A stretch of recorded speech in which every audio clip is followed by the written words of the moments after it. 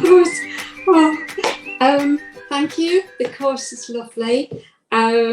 Yesterday I was driving, and I, as you've said before, I thought, have I forgotten something? And I'm still driving. I'm thinking, what have I forgotten?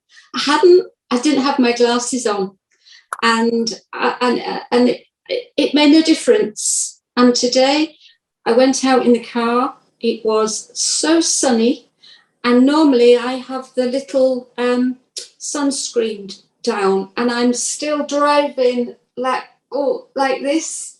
Nothing. I don't have the light sensitivity or anything that's gone.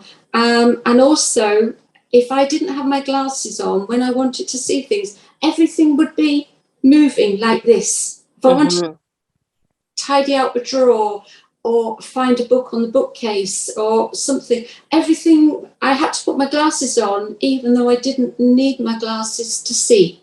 And the dry eyes and everything like that.